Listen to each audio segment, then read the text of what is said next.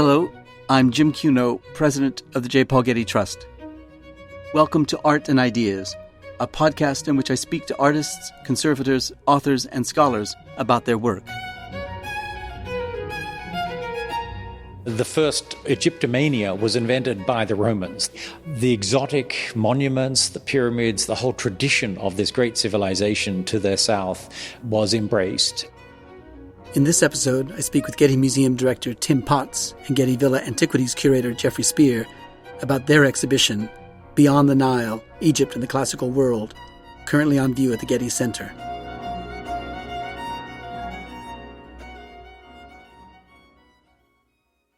Over thousands of years, Greece and Rome traded with, exchanged ideas and influences with, and eventually ruled over Egypt.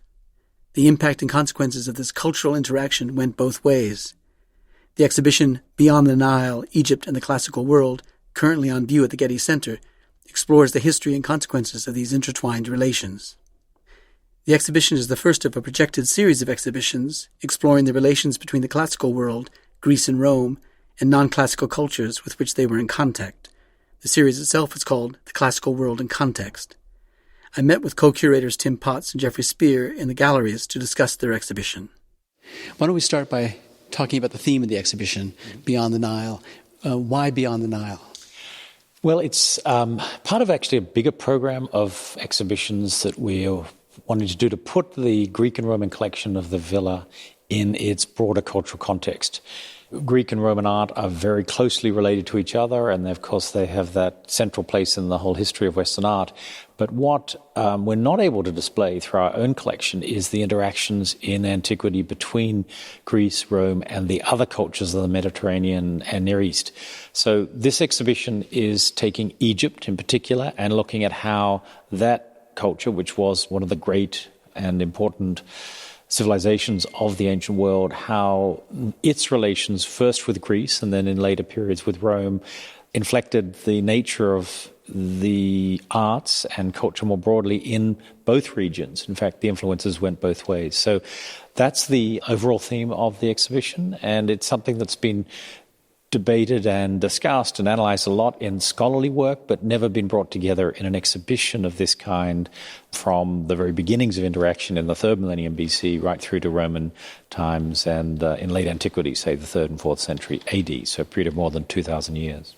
So we're standing in front of a case of objects from Crete, or at least were found in Crete, but they come from Egypt and elsewhere. And they to help us understand that this relationship of exchange and these kind of connections between one culture and another preceded the relationship you've just been talking about between Egypt and Greece. Tell us about the importance of this case and of these objects. Yeah. Well, one of the interesting things about Crete is that it becomes one of these early palace cultures. We know from texts and references to them that the Cretan palaces had what were considered kings and rulers who at certain times were on a par, were considered brothers, and in the diplomatic language of the day with the kings in Egypt. And we indeed see right from the early Bronze Age, so the late 3rd millennium BC, the centuries before 2000 BC, we see Egyptian carved stone vessels and some sculptures and other objects clearly in their style and manufacture, and even bearing inscriptions with hieroglyphic writing that appear in these palaces in Crete. So clearly there was exchanges going on, more likely, in fact, gift exchanges between the rulers of the palaces in Crete and the kings of Egypt. Probably some trade as well. We know that things like olive oil and various scents and unguents were traded between Crete and Egypt in later periods, so that may have been part of this exchange in the early years as well. Jeffrey, how did Crete know of the existence and importance of Egypt? I mean, how did they make their contact with each other? Well, that's a good question. We don't know how, but we know that the Greeks, the Cretans especially, were sailors. There's a lot of interaction all through the Mediterranean at that time. And I think everyone must have known the importance of Egypt. It's the most dynamic and powerful of all the cultures. And they probably had a lot to offer in trade. I think the Cretans were going there with their olive oil, their scented oils, their aromatic herbs. There's evidence they were trading silver to Egypt, which was desired in Egypt. So they were the sailors going to Egypt, we think. Well, what about this pot? Since it would have held some sort of liquid, some unguent of some kind. Well, the one we're looking at, which is a black stone with these very distinctive white inclusions in it, which creates this very attractive material, these are very hard stones, and the Egyptians really excelled in making stone vessels from these very hard materials. In fact, right through antiquity, they were known for their ability to work these hard stones. This is the sort of high-quality production that would have been valued just for its beauty as an object, but also may have contained some precious oil or scent of some kind that made it doubly worthy as a gift.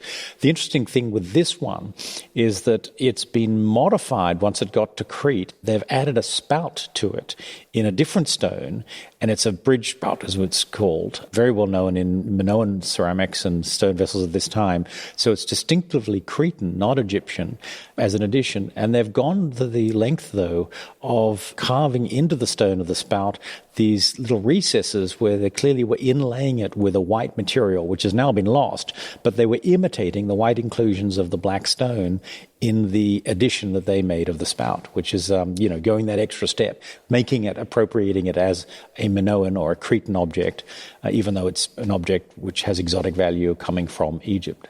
We talked about there being an important trade of olive oil and other agricultural items between Crete and Egypt. These, though, look like they were gift exchange objects, given the scale and nature of them. What did that represent? We have evidence that there were these exchanges at a high diplomatic level for reasons of trade, primarily with Crete. The Egyptians had an interest. And when we saw the Mycenaeans come in shortly after this, around 1450 BC, the first Greek-speaking people take over Crete, and they continue these diplomatic policies. We have from Egyptian records evidence of a royal mission going around the Aegean, visiting these sites.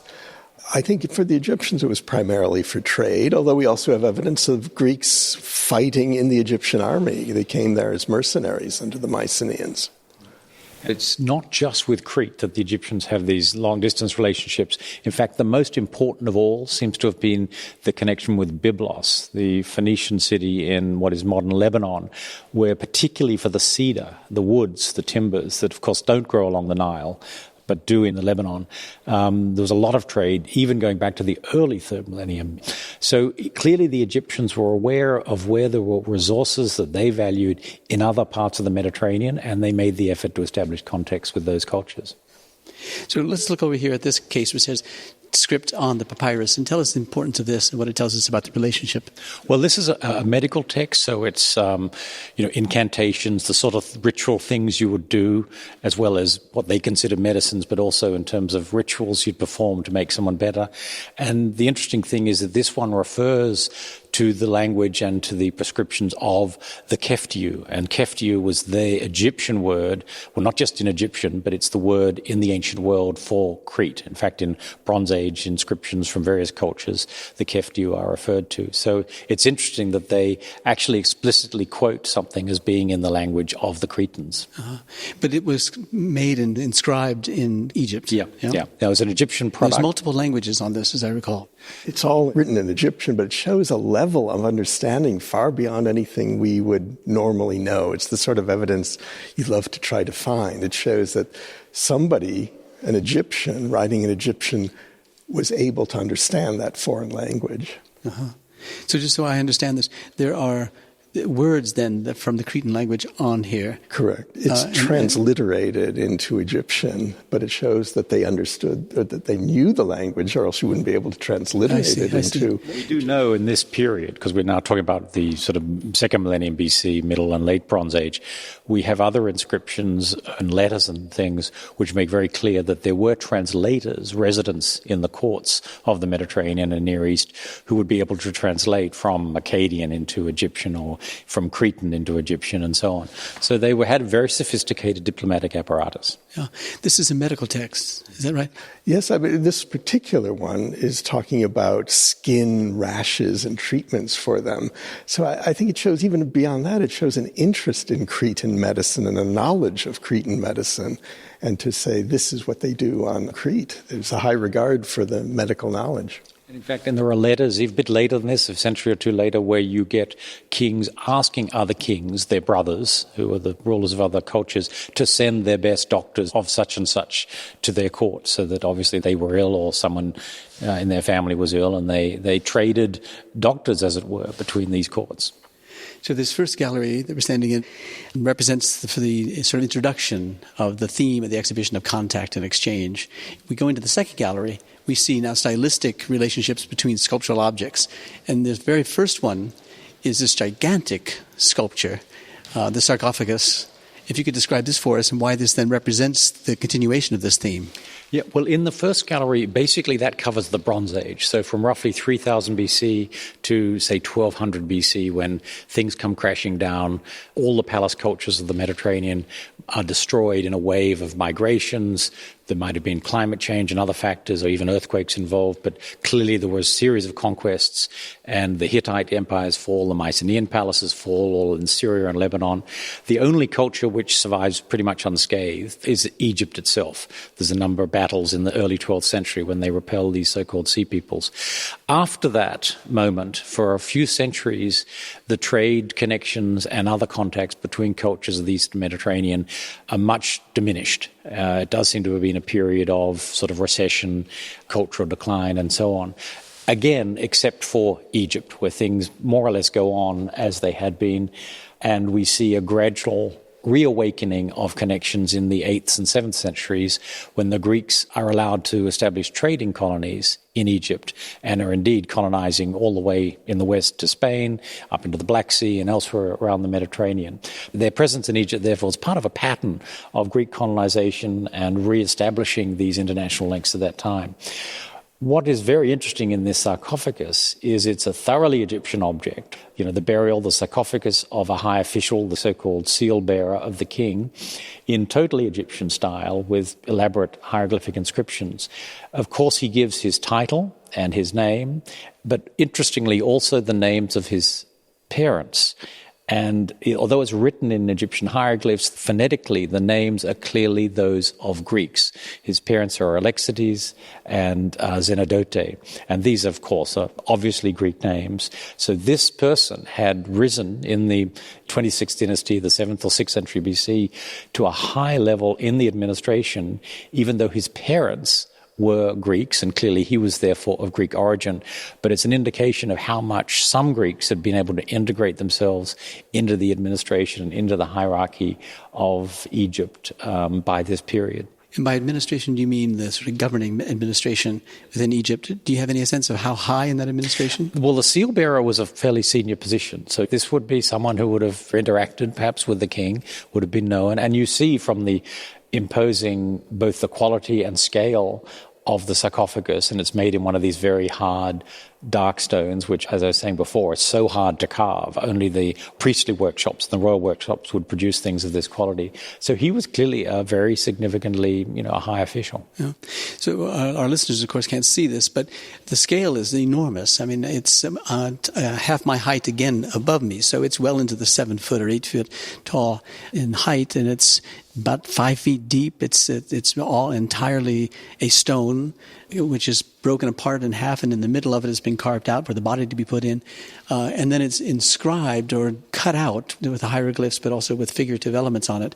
Was there anything in Greece on this scale, carved on this scale? Well, interesting. This is the moment at which the Greeks, inspired by Egyptian objects like this, and even more so the royal sculptures in temples that were on display and were there to be seen, at very large scale, some of them, 30, 40, 50 feet tall. This is the moment at which the Greeks do get the idea of making monumental sculpture out of stone for the first time since the Bronze Age.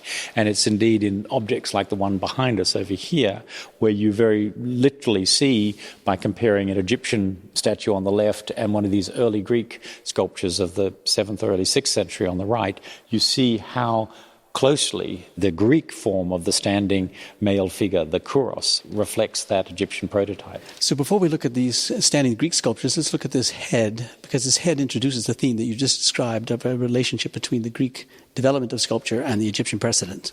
Yes, this is a head of the pharaoh Apries, probably dating from around 580 BC, something like that. It's the time when the Greeks are resident in Egypt.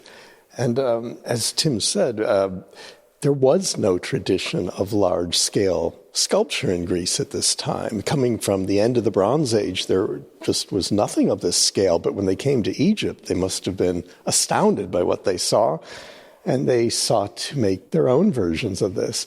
The head of Apries here is a 26th dynasty pharaoh, and it is notable because at this time the Egyptians would occasionally introduce new elements, and here he's shown with a slight smile. They have high cheekbones and pursed lips, which give the impression of a smile. And we think that this is where the Greeks picked up this mannerism, which is so apparent on early Greek kuroi. They also have what's often called an archaic smile. And it's clear that the Egyptians were the ones who invented this. There's a certain amount of naturalism to this, too, because the way the cheekbones are raised up like this, and the way there's a sense of implied movement in the cheeks and face of the figure. Yes, you see that on the early Greek sculpture, too. It might be worth mentioning also, it's not just in sculpture that this is the beginnings of the Greek tradition as we know it in classical times, but also with architecture. Temples and things had been mostly, before this time in Greece, wooden, with perhaps terracotta decorations. And it's at this point that, again, based on what they saw in Egypt, they started developing the ambition to build temples in stone. And, of course, within a century or century and a half, you have things like the Parthenon being constructed, which were unimaginable 200 years earlier. Yeah. Now, you mentioned just before we looked at that head of the figure of these two sculptures of human scale, with the one Egyptian on the left and Greek on the right. Describe them to us and describe the relationship one to the next. Sure. The Egyptian one on the left, the stance is essentially the same. They always have the left foot forward, static but striding stance, if you like. The arms more or less straight down by the sides, perhaps a little bent at the elbows. In the Egyptian versions, they often hold what is thought to be just a bolt of cloth in their hands, which is some sort of signifier of holding an office of some kind, a symbol of status. He's wears a sort of loincloth, a kilt in the Egyptian version, whereas the Greek ones are from the start shown naked. And that's, in a sense, one of the key differences between the two. So the Greek tradition is to show the figure fully nude, whereas the Egyptian has his kilt on and has a headdress, a particularly elaborate. This is, in fact, an Old Kingdom style, going right back 2,000 or more years earlier, because the period in which this was made, the 26th dynasty, they liked reviving old styles, archaic styles. But still, essentially, this form of the body had been the standard representation, particularly for funerary sculpture and to some extent royal sculpture, right from 3000 BC up until, Roman times. So we could have chosen an Egyptian sculpture from 3000 BC, 2000 BC, 1000 BC, or the year 1, and it would have looked more or less the same. The key thing is how the Greeks, even in this early period, with the one you see here on the right, the musculature is that much more naturalistic. It's a little more fluid, it's not quite as stiff and stylized. And then, of course, within a few decades from this, you'll get them starting to put the arms in different positions where they really are more gestural, beginning to express movement and so on. So it becomes part of the basic modus operandum, if you like, of the Greek way of making sculpture. And, by the 430s, you have things like the frieze of the Parthenon in London and in Athens that is, a world away in terms of its naturalism from anything Egyptian. It's also important to note that the Egyptian ones are very rigidly frontal, and they remain that way straight through into the end of the Greek period. They have back pillars, which you could see here, a flat pillar running up the entire back to the head, which the Greeks never copied that. The Greeks always... And on the pillar are hieroglyphs that tell us something. Usually, yes. They usually are inscribed with the name of the person, but they also made it very rigid. The poses were always frontal, where the Greeks fairly quickly wanted to experiment with pose. Certainly the difference between the Egyptian and the Greek sculpture suggests in my mind that the difference between Egyptian architecture and Greek architecture, as Tim, you were saying, that this would lead the Greeks to monumental architecture. But the Egyptian architecture is so much more rectilinear, so much more rigidly formal, whereas the Greeks had the sense of pulsing rhythm to the columns of the Parthenon and the sense of a change and a difference, a kind of a living example in the sculpture and in the architecture. Is that a difference that the marble makes, or a difference that the aesthetic In develops? that case, I don't think it's so much the material, because the columns in Egypt could equally well be freestanding as they were on the peristyle of a Greek temple.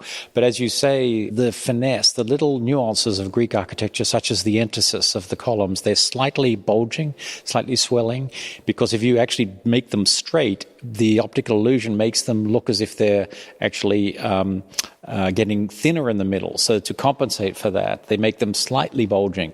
So you don't really notice that they're bulging until you sort of measure them.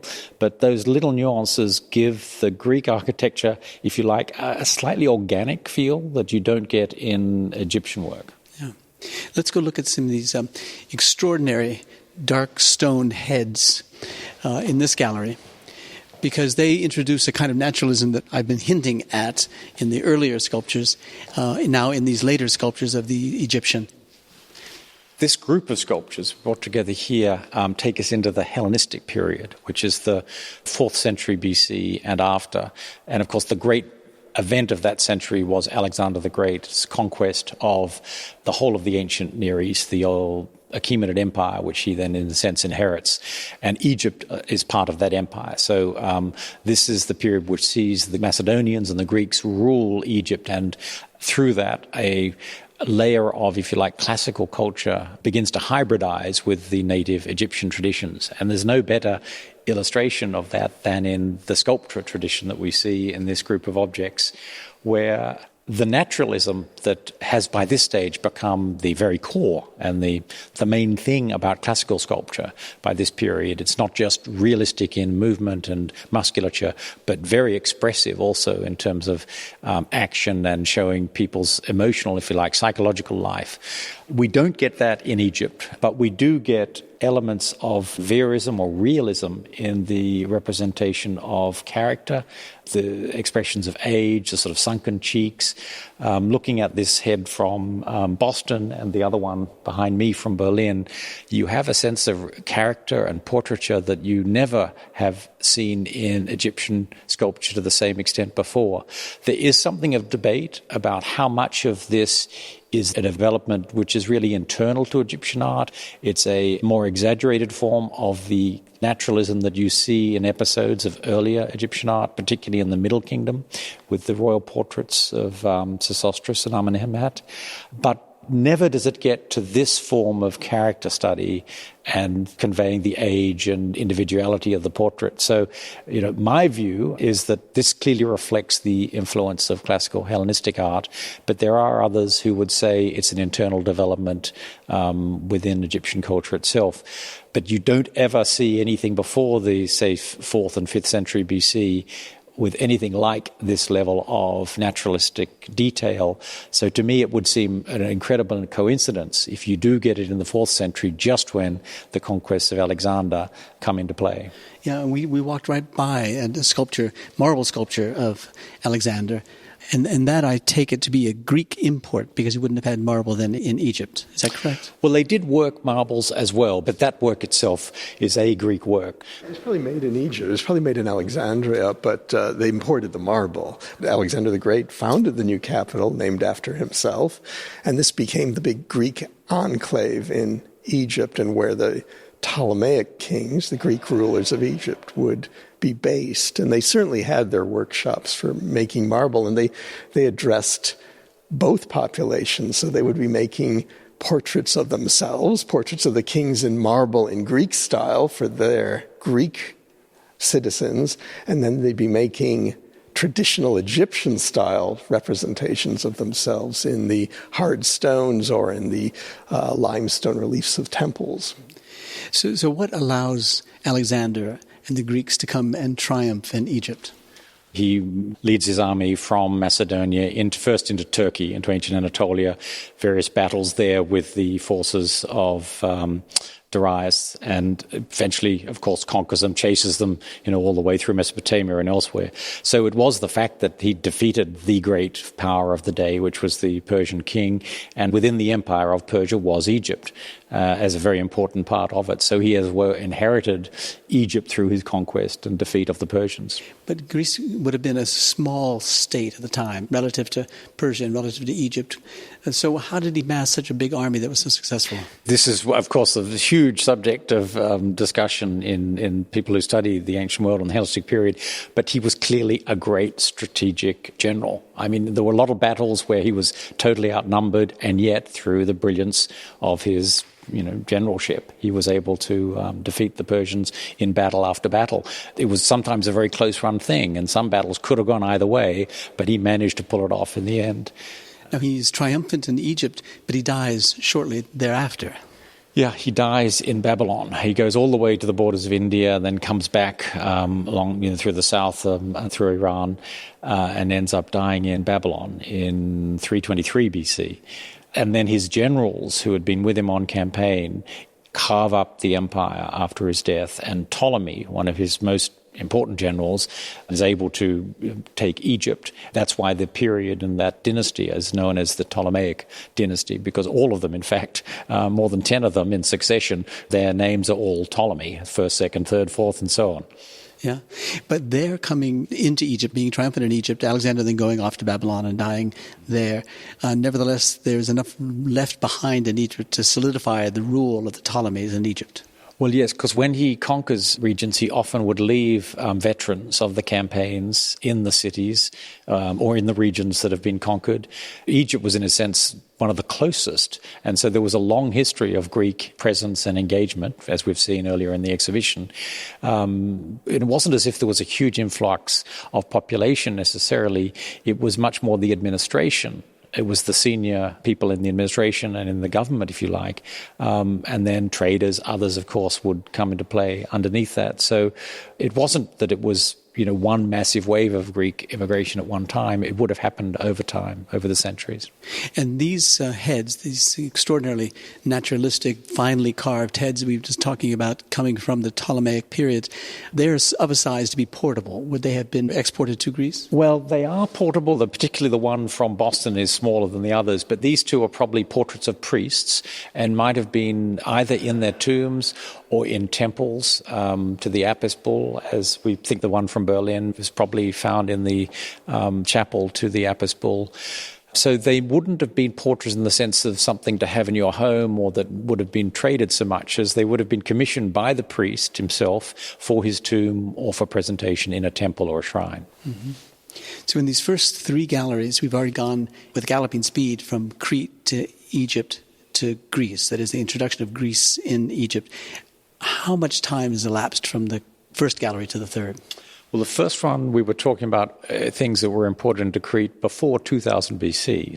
And now we're standing around sculptures which were made about 300 BC. So I'd say around 2,000 years to this point. And of course, now we go another 500 years to get to late Roman times. Yeah. Describe, as we walk toward these evidence of Roman sculptures, the character and stability of the Ptolemaic periods. Well, the Ptolemaic kingdom was one of the most stable of the successor empires, if you like, or kingdoms of the Hellenistic period, together with the Seleucids in Syria. Some of the others, expanded and contracted, and some, in fact, went out of existence altogether. But the Ptolemies, because Egypt was such a wealthy region, it was the breadbasket of Rome, as it was known, very rich agriculturally, very rich by having gold and some other raw materials.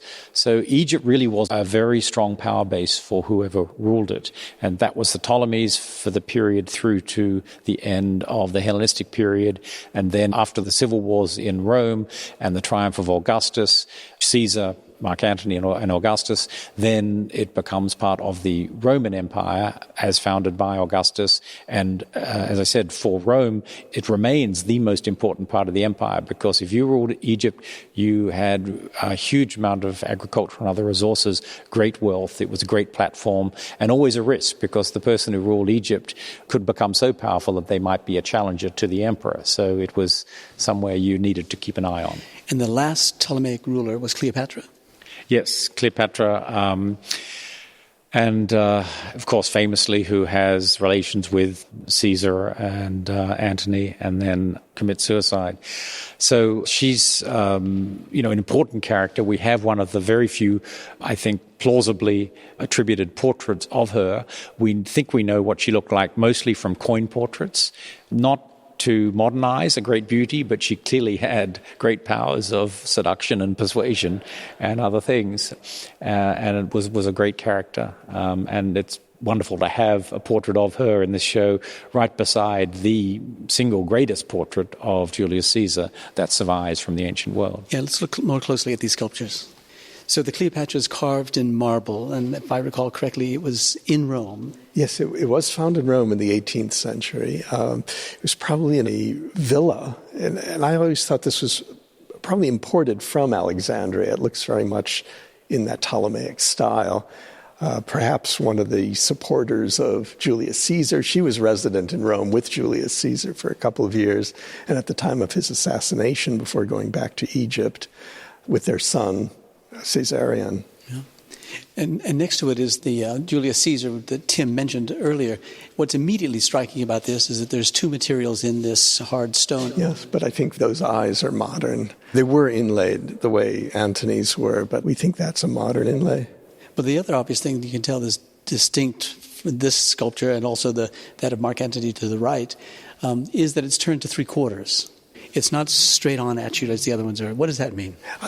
It's very interesting that they're using the traditional material we were just looking at for those priests, this hard, dark green schist that the Egyptians used, which when it's beautifully polished and cut, it just has a beautiful effect.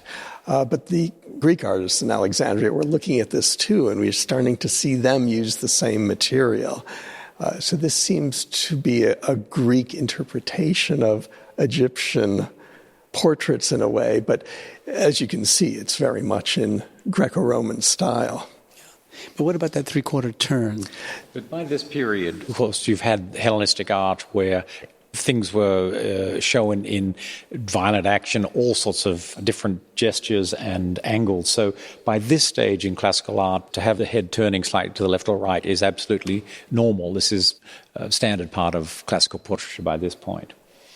As I was saying earlier, Egypt was the place where the tradition of working in these materials was deepest, and yet by this period, for generations, you've had Greeks working in Alexandria and elsewhere, also working in these stones. So was this carved by someone who we would think of as a Greek sculptor or as an Egyptian sculptor, or does that distinction really even mean anything at this point? It's hard to say.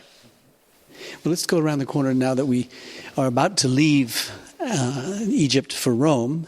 But before we do, I want to look at this Roman-era mummy and I want you to describe it to the podcast listener because it does mix these cultures together as we've been talking about. Well, we're standing in front of a mummy. You can tell it's in the form of the deceased person. He's been wrapped in linen cloth, and in fact, if we could see into the mummy, his organs have been removed.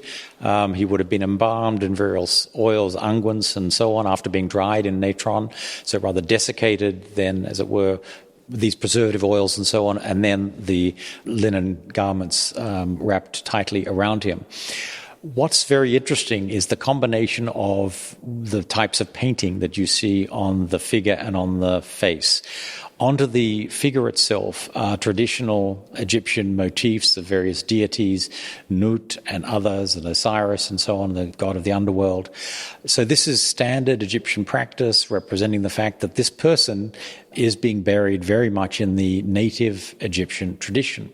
But then when you look to the head, the covering over the face, laid into the wrappings, is a portrait which looks very much in the classical tradition. It's a painting on a flat surface, but it's got the shading and the colors and all of the stylistic elements of a Roman portrait of the kind you might see on the walls of a villa, in Pompeii or Herculaneum. Was he a Greek? Was he Roman? Was he Egyptian? Again, Did those distinctions really matter to the person who was buried?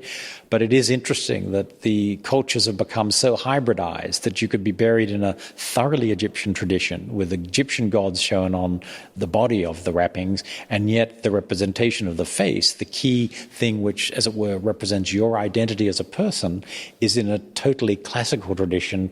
Dark hair, he's wearing a wreath of some kind, he's a typical Greek, Roman, classical person. Would this mummy have been in a sarcophagus that would have had also some examples of maybe Roman era painting on it, or would it have looked, for all intents and purposes, like an Egyptian mummy? Well, at this period, it would depend on status. Most burials would be wooden, just simple wooden sarcophagi at this point, and I suspect this one might have been of that. But it's also possible that it would have been a stone sarcophagus.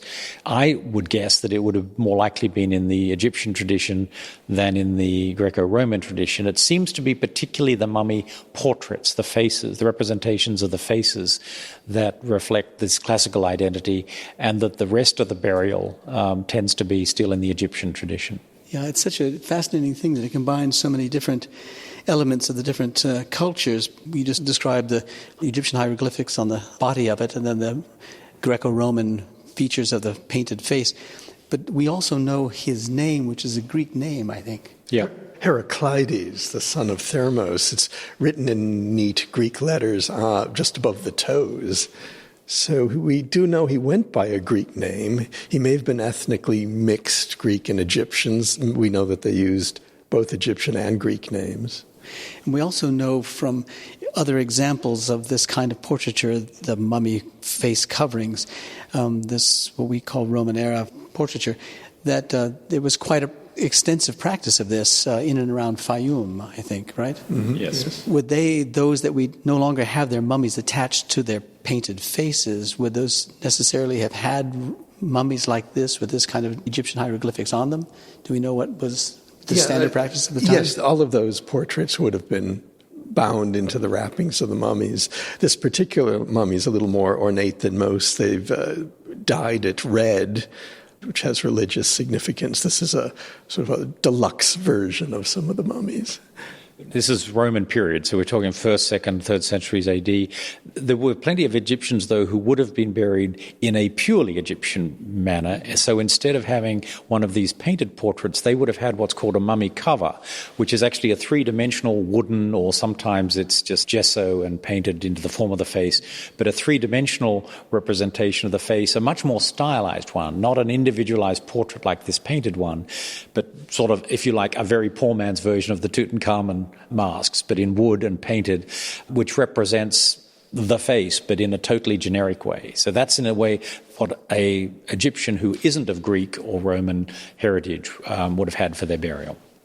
Now, at the end of this gallery, it's something that we should talk about, because we've been talking about the Nile and the importance of the Nile, and the exhibition itself is called Beyond the Nile, but this mosaic of this Nilotic scene, this is clearly something that was of attraction to a Roman. This would have decorated a Roman villa, Herculaneum or Pompeii, but it's the scene of the Nile. Well, the Nile became one of the, if you like, tropes of what made Egypt so exotic and interesting to the Romans. And it should be said that the first Egyptomania was invented by the Romans. After they acquired Egypt as part of their empire in the late 1st century BC, the exotic monuments, the pyramids, the whole tradition of this great civilization to their south was embraced. And there are forms of decoration in wall paintings, in decorative arts, small vessels, and including representations in mosaic, like this one, show people enjoying themselves along the banks of the Nile. Here they are reclining, probably drinking, making merry, and you see around them people going about their business, working, a man in a boat with the fish he's caught. There are crocodiles swimming, I think, and other Nilotic creatures. There was sort of the Hollywood idea, if you like, the Romans' view of a Hollywood idea of this exotic culture. So you see it, often in elite contexts, in villas in Herculaneum and Pompeii, or even at Hadrian's villa at Tivoli. Yeah, what's so clear about this is that they have Romanized the Nile. All the sort of recreational activity that's going on would be strictly out of a Roman painting, but in this case a micro-mosaic. You don't get a sense of it as a foreign country, but rather one that has been fully included within the realm of Rome. Yeah, and it's in a medium which, of course, was classical, namely mosaic. But, of course, there would have been, by this point in Roman times in Egypt, plenty of people dressing and looking like Romans or Greeks of the 1st, 2nd, 3rd century AD. So this could have been, it's a exaggerated, as I always say, Hollywooded version, but scenes like this would have existed. And into the next gallery, we see a number of paintings that were originally on the walls of villas or the walls of domestic structures, which are now then framed in wooden frames. But these show, again, more of these extraordinarily Roman interpretations of life on the Nile. In one case where there's a hippopotamus and there's a gigantic crocodile that looks almost like a dinosaur. And there are all these figures coming out of the woods looking very much like a Roman painting of the period, or even of a 17th century version of a Roman painting of the period. Yes, I think we see two things going on here. We have this exoticism that they love the idea of Egypt and the Nile, even if they don't quite get it right. Sometimes it's just a couple of ibises walking by to set the scene.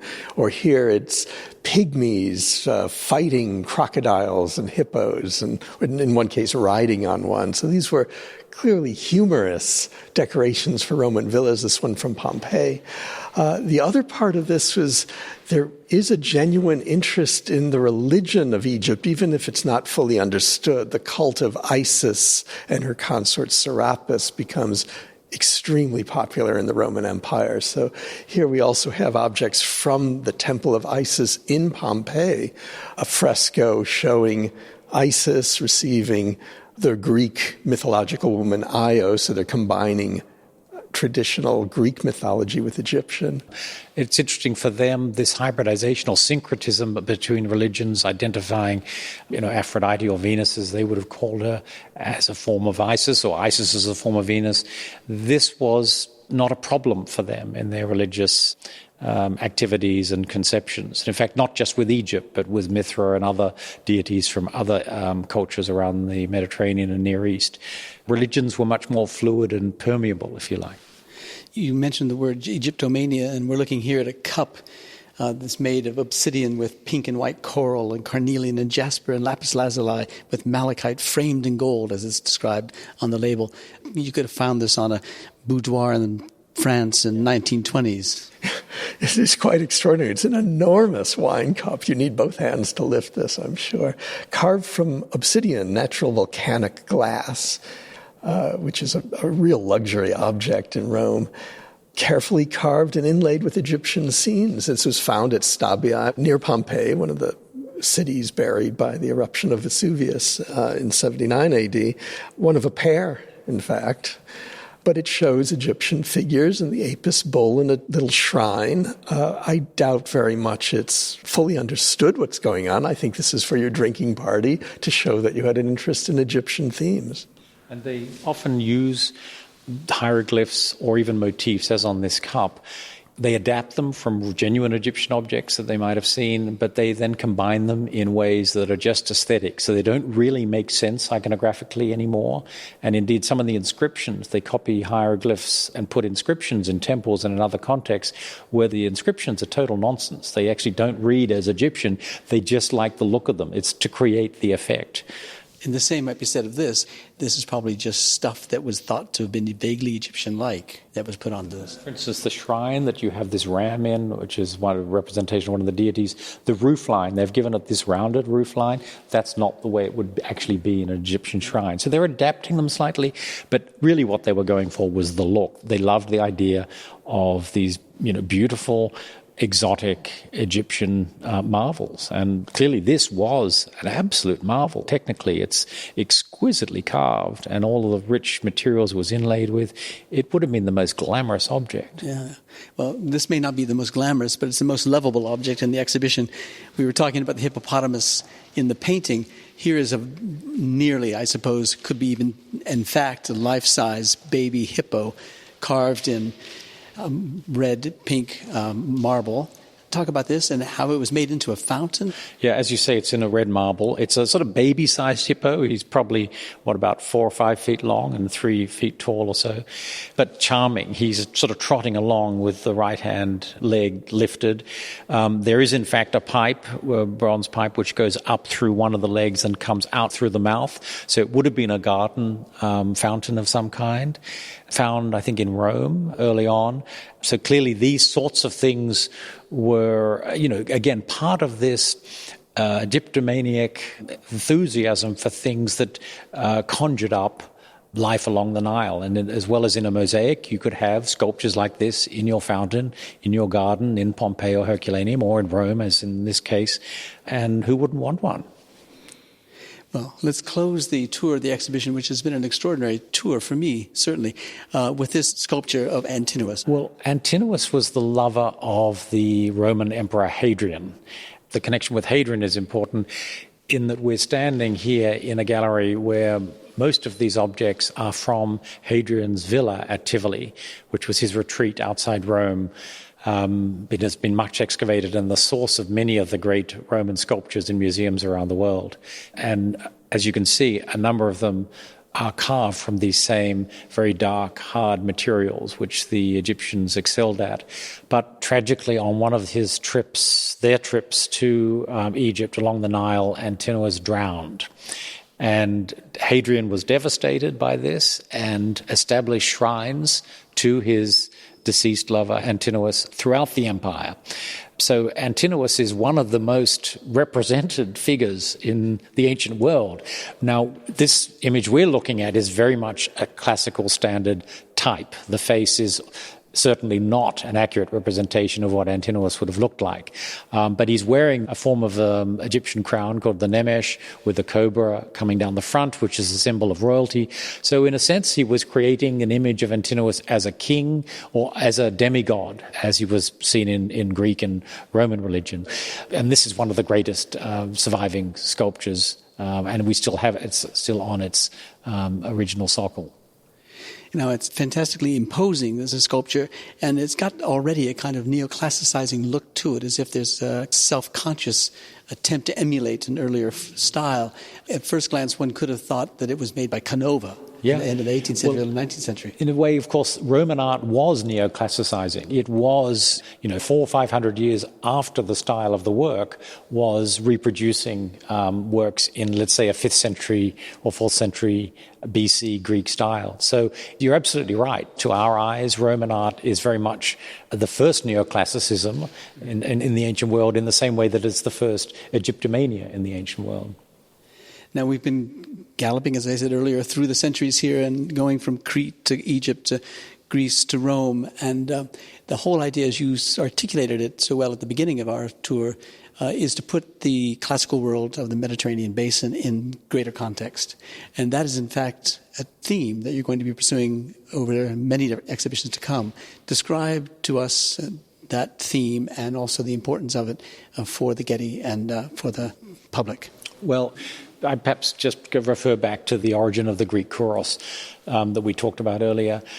A fundamental moment in the history of Greek art came about through the Greeks visiting Egypt, trading there, seeing their monumental sculptures, bringing back that idea. And then from that we get the origin of the kuros figure, which becomes the starting point for that whole naturalistic development, which gives rise to classical art.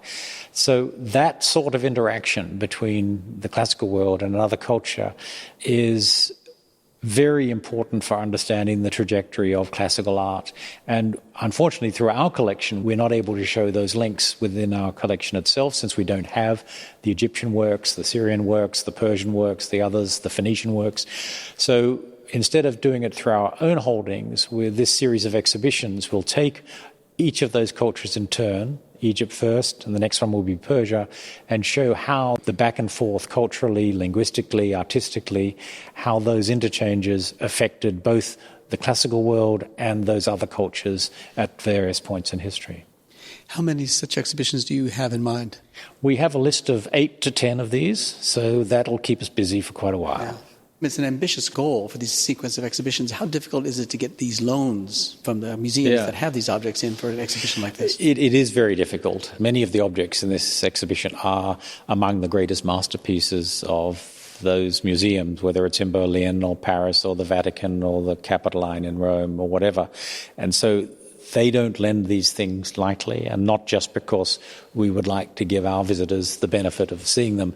It really is the power of a good idea. So they have to be persuaded that by having their works in this exhibition, everyone's understanding of that period, that moment in art history when these exchanges between Egypt, in this case, and Greece and Rome were taking place, that understanding will be pushed forward so that there's a real scholarly benefit to the enterprise. And it's only really because we have been able to persuade people of that we have these loans. Yeah.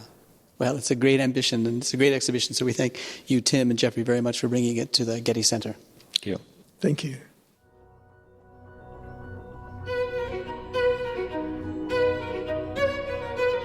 Our theme music comes from the Dharma at Big Sur, composed by John Adams for the opening of the Walt Disney Concert Hall in Los Angeles in 2003. It is licensed with permission from Hendon Music. Look for new episodes of Art and Ideas every other Wednesday. Subscribe on Apple Podcasts or Google Play Music.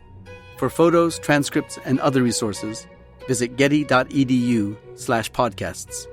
Thanks for listening.